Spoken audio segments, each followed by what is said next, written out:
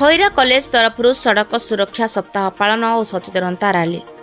बालेश्वर जिला Khaira block Khaira college तरफ 13/1/2026 मंगलवार 10 घटिका समय खैरा कॉलेज अध्यक्ष समस्त अध्यापक 200 ऊर्ध्व छात्र छात्री और YRC NCC NSS मिलित उद्यम एक विशाल रैली प्लाय कार्ड धरी स्लोगान दे खैरा कॉलेज ठारू थाना मध्य देई बजार परिक्रमा करथिले।